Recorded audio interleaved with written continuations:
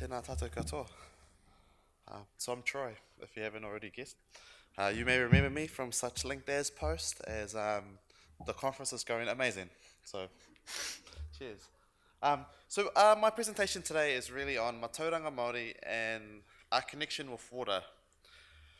A few disclaimers. This is my interpretation of my culture, of what's been told to me. These are the treasures. My kōrero that I'll give today is the treasures and the kōrero that has been passed down to me. So although I am Maori, I don't represent all Maori. Although I come from many tribes in iwi in New Zealand, I don't represent them. I'm not mandated to talk on their behalf. So what you hear and see today is my interpretation of that given to me. Pai? Pai. Also, disclaimer, I stole a lot of these photos off Google. Please do not tell Ankara Google. Also, Wellington water. He wai, he wai. He wai heringa tangata. He wai heringa whenua. He wai ora, he wai rua. Ti he wā muri ora. This is a philosophy, not a philosophy, but a taupara or taki really, that Wellington water use. And it's something that I saw on LinkedIn, I tahai, and I use it all the time. Tahai means to borrow.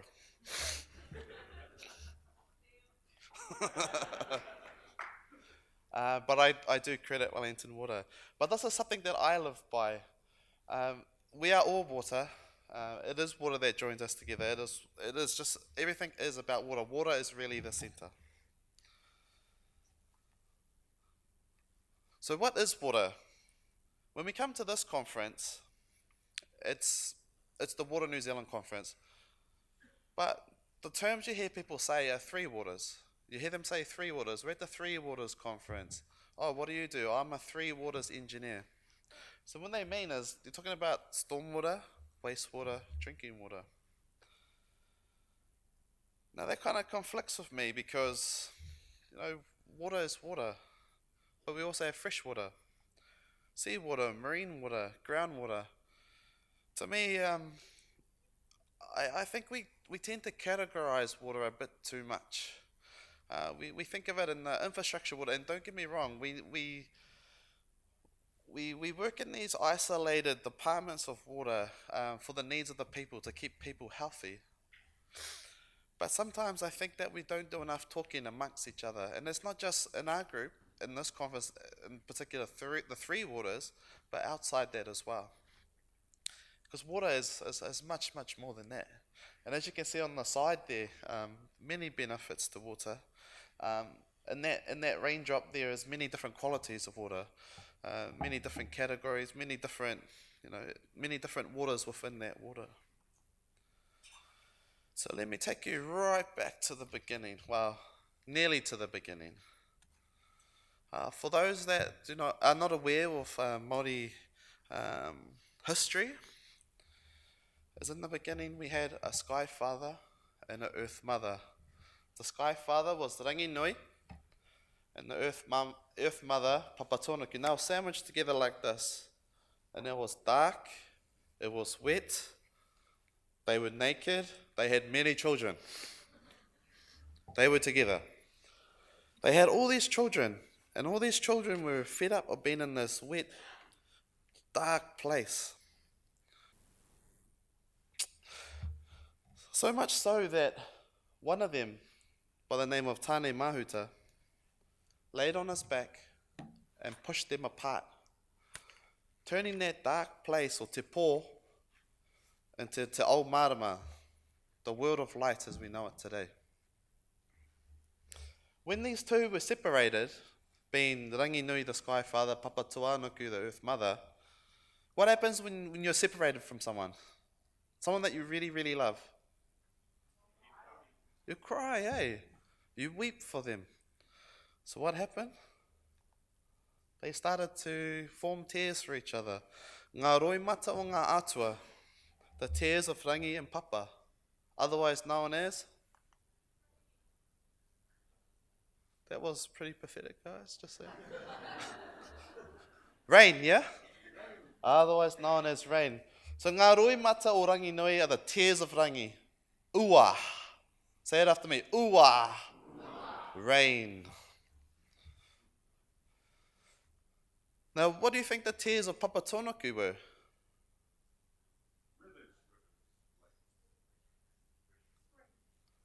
Springs, ka pai. Ngā pona tapu o Papa Tuanoku. The weeping springs of Papa. It's the water that comes out of the ground. Yeah? Those are the springs of the Earth Mother. Someone said rivers, yeah? Rivers, although they're further down the catchment usually, rivers, yeah? You always start off a spring, typically. But the rivers are the bloodlines, the veins of the Earth Mother. Someone else said wetlands and ponds, pools. What do you think those are?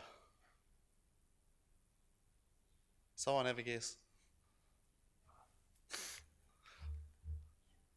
Well, they're the kidneys, yeah?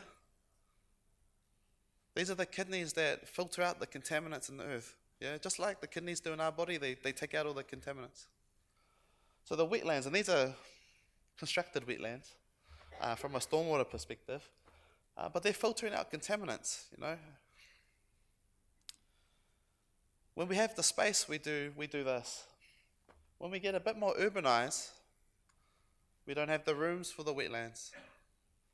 So we end up putting other devices in, where it's either permeable pavement, grass interlocking blocks, living roofs, which Emily did her PhD in, so if you want to talk to her about living roofs, and rain gardens. These are all things we use in the environment to act as those kidneys to help Papa Tuanoku, the Earth Mother.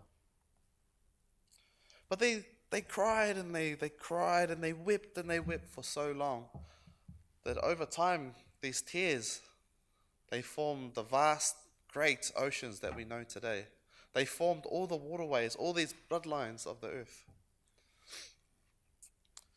So when people say to me, 3 waters, I don't see 3 waters. I see water. But what I really see is life. Ko te wai te ora o ngā mea katoa. For water is the life giver of all things. What are we all made up of? Water, ne? We're water. So if water is life, we are water. We are life, yeah? Kua hau te wai, ko te wai kua hau. I am the water is me. So when I think about water, again, I don't think about infrastructured waters. I think about all waters. I think of every one of you in this room here today. I think about where have you come from. I think about the Waikato. I think about the oceans. I think about springs. I do think about infrastructure, but I think about water in its whole entirety. In Te Hurihanga o Te Wai, the water cycle. So what happens over time is we started to urbanize our cities. We started to not necessarily destroy, but really destroy the earth that we live on. We started doing this to Papa Tonoku. Instead of saying to our mum that we love her, we told her that she was sick. We made her sick. This is what we did. All of us. And I think in this industry, we really have to think about what we're doing. Not to say that we don't have to do a lot of things, but these processes that have been put in place, whether they be from a central or local government perspective, that we tend to follow directly, but we forget about our own ethics. Well, some of us don't forget our ethics. But the developer or the other person, the contractor, other engineers, people trying to do the job, sometimes that goes out the door. But then when you see this, those ethics have to come into play, right? Yeah, do you agree? Who here does this for the money? No one, because it's shit pay, right? We do it because we love the environment. We love water. We want to see it healthy. Ne? Yeah. Toi tū te marae o tāne, toi tū te marae o Tangaroa, toi tū te iwi.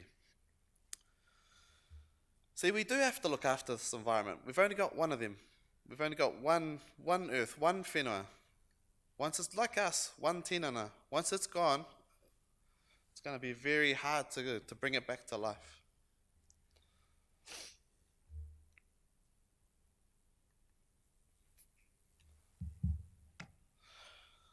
So what we really need to do is start looking after the land, start caring for the land, caring for the people. Mana ki whenua, mana ki tangata, haere hakamoa. But to go forward, we still need to look back at our mistakes of what we've done in the past.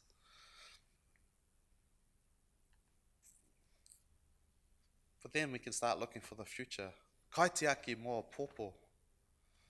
Because really, we're not doing this for us. Unless you're doing it for the money. And I know no one said yes, so no one's doing it for the money. We're doing it because we love the environment and we want the environment to stay for the future generations. We want it to be around for our children and their children and their children. So how do we do that? Well, it's about change. Well, it's not really about change and changing to something different. It's about reverting back into the ways of old. It's about trying to reconnect with the whenua. We built all these cities, these great cities and great towns in New Zealand and around the world. And we decided to turn our back on the water bodies, face the other way. You know, people lost interest in the river. They focused on the town and the streets. But over time, we've think, actually, what's that over there? Oh, what did we used to have there? That was a beautiful river. Now look at it now. So it's really about trying to connect people back. And everything that we do, find a place to connect people back to water. And water's been telling us for a long time.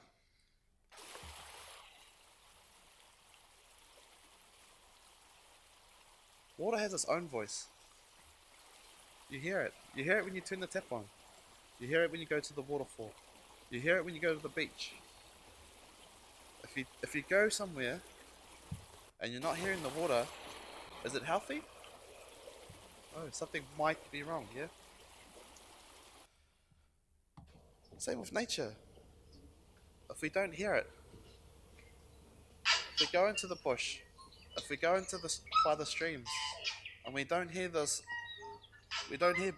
we don't hear the insects, do you think it's okay? Do you think it's alright? Is it healthy? Probably not. The whole ecosystem may not be there, or might be shifted slightly.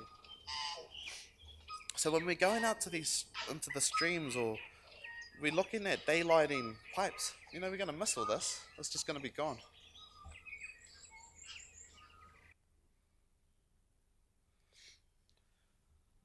So this is my challenge for everyone here.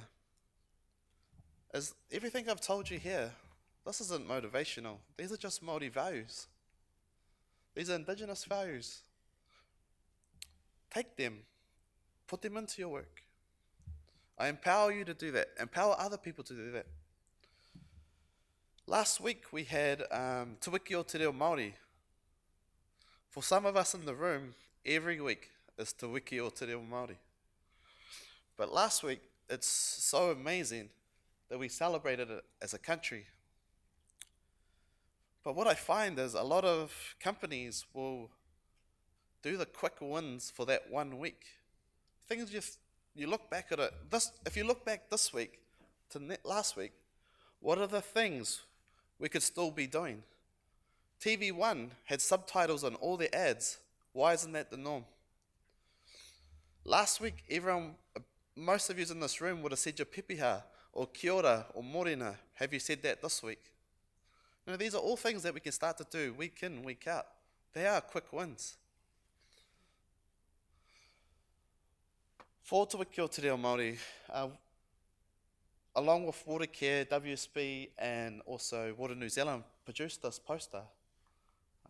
And can I just have a show of hands? Who's seen the poster before? Who put it up? Keep your hands up if you put it up. Shame on you to put your hand down. No, just joking. Leave it up. Doesn't have to come down. Leave it up. If you just want to find it and you want to put it up, it's at the Water New Zealand website. It's also in the Water Journal, and if you talk to the Water New Zealand staff, I'm sure they can help you find the way. But this is part of my global plan of turning New Zealand into Maori. Nah, just joking.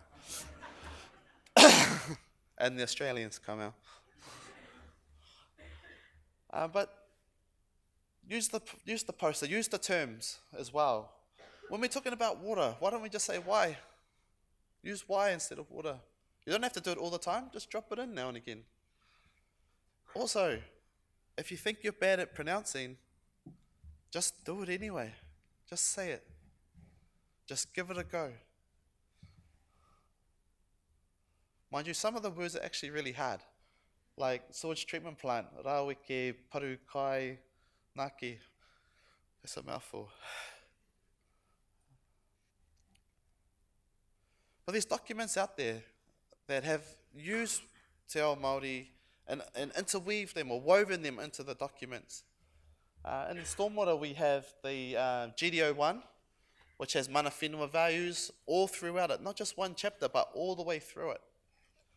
We have the Christchurch City Council Wetland Waterways Drainage Guide, which has one of the 6 values is on cultural values. And it has a big piece there on cultural values and how to incorporate it into your project. Auckland Council bring out a water strategy, putting water at the centre. How cool is that? They're looking at Te Mauri o Te Wai, or the life force of water, and putting that at the centre of everything they do. Like, that's just completely different thinking in New Zealand. But thinking that isn't that different, it's thinking that we used to do. Emily and myself, this is the plug. Emily and myself have just produced a report for the National Science Challenge, where we looked at Te Ao Māori and water-sensitive urban design and looked at the correlations between the two. That's going to be going up on the Manaaki Whenua website. If you're really interested in that, in the meantime, feel free to give me and Emily a shout out, and we're happy to send it on to you.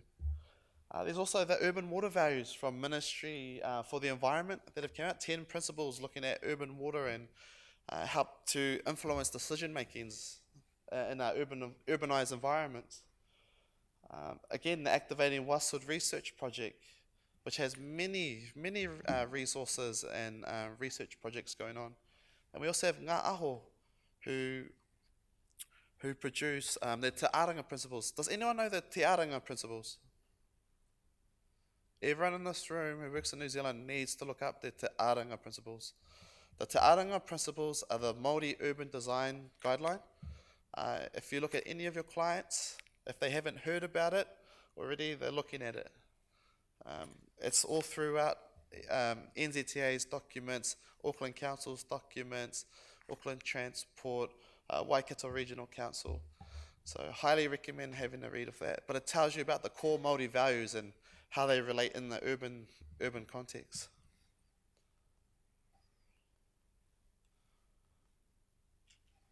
If you want to do a bit more, this is still part of the challenge. There's resources like this from Te Whaihanga, where they actually have videos on how to engage with mana whenua, and I think the tuahine, if she's around, Frances is going to talk more on that next, about how to engage with iwi, with water projects. But these videos, and they're all free, you just look them up. There's the link down there, just remember Te Whaihanga, and you'll find them. They're all on YouTube.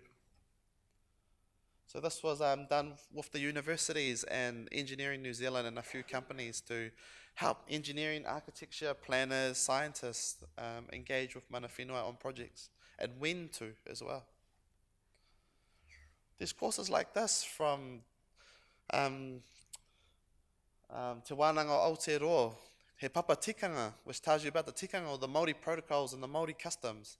And it's all done in English, and it's free. Again, you can look this up, and if you want to know more about the Māori worldview or Te Ao Māori, It's there, it's right there, if you just want to look into that. So you just have to remember, he papa tikanga, te wānanga Aotearoa, and you'll find it. So who's done this course? Oh, kāpai. Awesome. Yes, and it's home-based as well. If you've got a large organisation, they'll come to your work and do it as well. So Watercare do this, Auckland Council do this, Auckland Transport, NZTA, and a lot of the other groups are doing it. And WSP, we've started to look into it as well. But the real reason is whatu ngaro te tangata toi tu te whenua. We're not going to be on this land for long, so we really do have to look after it. And the way that we're continuing to do that isn't working.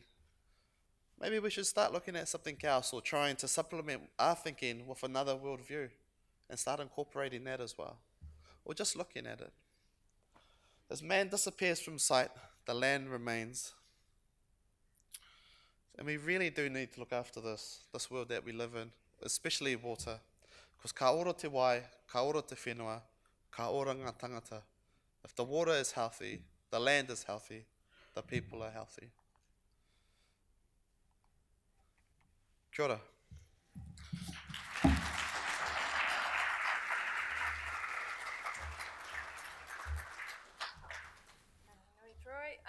Time for a couple of questions. I've got the power here.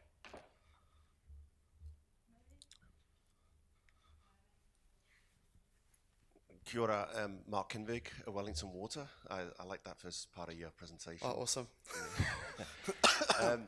When you think about the concept of one water and Te Mana o Te Wai, what do you think what's your view on what our sector needs to do over the next 30 years, taking that holistic view of catchments and, really living that Te Mana o Te Wai? What does that mean to you? Well, to me, Te Mana o Te Wai doesn't mean a lot. Personally, I think Te Mauri o Te Wai or Te Mana me Te Mauri o Te Wai means a lot more to me. Like for those of you who know, mana is really about giving authority or respect. And it's pretty hard to give something respect if they're not healthy. So I think we need to look at their life force first and making sure they're healthy. But the work that Wellington's doing, especially with the whai tour work in the catchments, that's just amazing. Looking things holistically, like you said. Mai uta ki tai, mai te rangi ki te whenua. From the headlands to the sea, from the sky to the land. Just taking all those waters into account. We started, in this industry, we look at stormwater management plans. Or even just stormwater management. Like, who are we to manage stormwater? Because it's not really water or stormwater that needs to be managed. It's just the people, it's our attitudes. It's the way we do things. So it's like environment management, water management. It's not the environment that needs managing, it's us. We need to be managed. But don't lock us up. I think we're out of time now. Ho mai te pake for Troy again.